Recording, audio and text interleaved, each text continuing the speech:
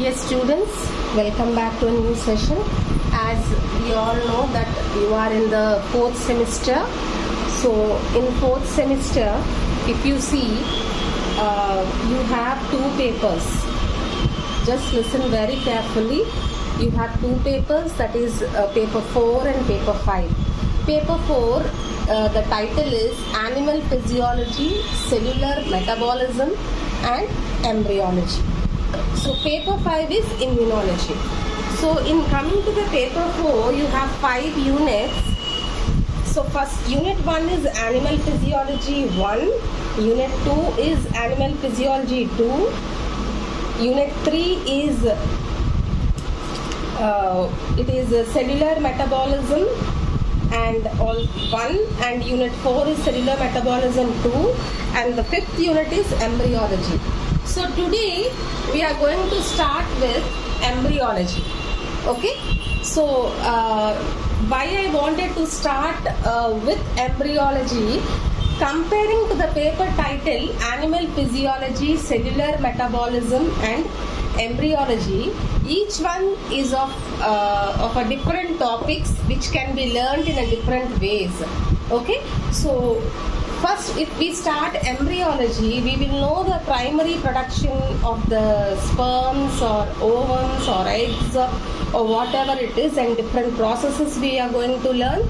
And then we can go to animal physiology, which includes digestion, respiration, all the absorption of foods, different processes will be including in animal physiology. Okay, so today we are going to start with unit 5, that is embryology.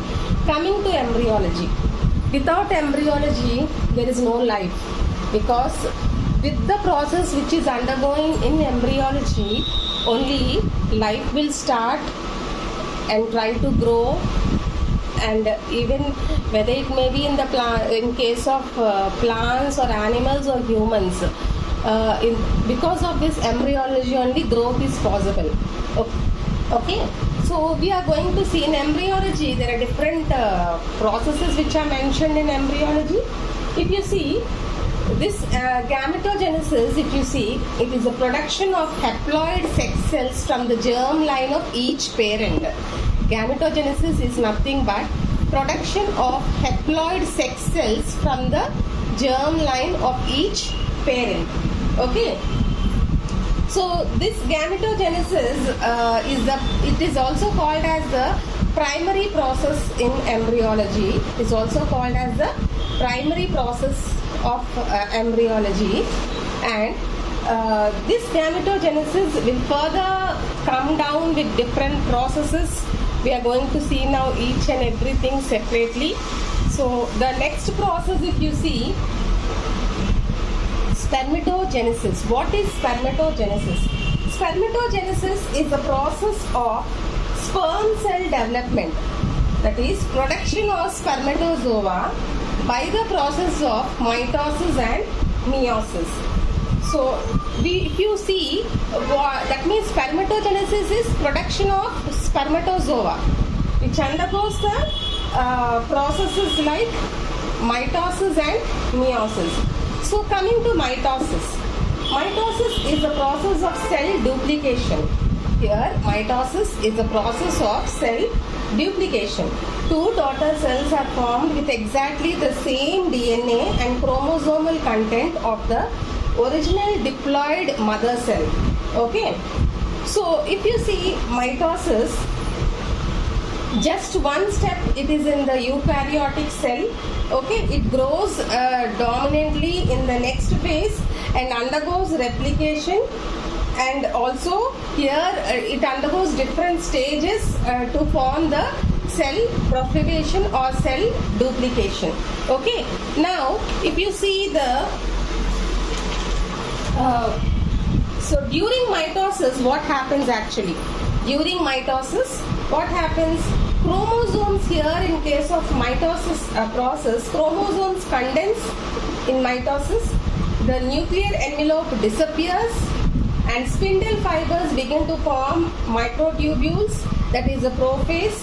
centromeres of duplicate sister chromatids align in a like a spindle equator, that is metaphase, and chromatids separate and migrate towards the opposite poles, that is anaphase. That means prophase, metaphase, anaphase. So the mitotic apparatus is disassembled by the nuclear envelopes. Okay, so the final stage of the cell cycle, when cell division actually occurs, okay, that is the final stage.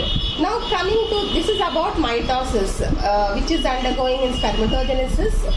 Next process is meiosis. So meiosis is, it results in the formation of 4 gametes containing half the number of chromosomes found in somatic cells. So here if you see, haploid gametes unite at fertilization to create a diploid zygote. So meiosis differs from mitosis. Meiosis always differs from mitosis. Mitosis in 2 aspects, that is during prophase of meiosis, chromosome pair along the length and come in contact with the synapses. Okay, now if you see, the chromatids can exchange in meiosis base phase by crossing over. And also if you see, the recombination of segments of chromosomes allows genetic variability and provides a mechanism for correcting damage in the DNA helix. Okay, secondly, non-identical sister chromates do not replicate between serial nuclear divisions. Meiosis 2 is essentially mitotic. Okay, meiosis 2 is essentially, it is mitotic. Why? Because non-identical sister chromatids do not replicate between the serial nuclear divisions. Okay, now this is about spermatogenesis, which is the production of spermatozoa by the process of mitosis and meiosis. Now coming to spermatocytogenesis, this is one process here. The spermatogonia proliferate by the process of mitosis, that is called as spermatocytogenesis. Spermatogonia proliferate by the process of mitosis, that is called as spermatocytogenesis. Now coming to the oogenesis, the process of oogenesis, which is very important. So oogenesis is the process of meiosis in female organisms form an oogonium. Okay, so oogenesis is a process of we can also say a general like it is a process of meiosis in the female organisms to form an oogonium. Okay, now if you see here oogonium, this oogonium forms a primary oocyte, then it again goes to the next stage and forms a secondary oocyte, and finally it forms the ovum. Okay, now if you see, when this oogenesis begins soon after fertilization. As the primordial germ cells travel from the yolk sac to the gonads, at that stage they begin to proliferate mitotically. Here the germ cells multiply from only a few thousand to almost 7 millions. Here they can multiply up to 7 millions. So okay, then now they become oocytes. Finally they become oocytes here, and here and they can go into the next stage of meiosis several months after birth. So if you see here, the oocyte is then arrested in the first meiotic phase until puberty. Now coming to puberty stage. At puberty, about 4 to 10 follicles begin to develop, although only 1 to 2 actually are released. Okay, so if you see here, surrounding each oocyte in the process of oogenesis is a zona pellucida, membrana granulosa and theca cell layer. This you already learnt about egg. Now if you see here, it begins the next meiosis cycle and is arrested in the second metaphase, and this finally it will not finish the cycle of what is undergoing in the oogenesis until it goes and encounters the stimuli of a sperm. It will not finish the process, okay, formation. Now coming to the hormonal control in oogenesis, it's a very important thing how the hormones control the process of oogenesis. So early hormonal control helps the follicle to develop and forces oogenesis to occur in cycle. So the control begins in the hypothalamus, which produces gonadotropin releasing hormone, which is a very important thing. The hormone is received by the receptors in the anterior pituitary gland. This further responds by releasing FSH, that is very important in females, that is follicle stimulating hormone, and LH, that is luteinizing hormone. If these are there, then the female is fertile and can give the eggs and give birth.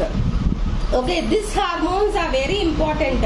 Follicle stimulating hormone and luteinizing hormone are the important hormones in the female body, which gives to the normal process of birth, or can undergo pregnancy or formation of egg.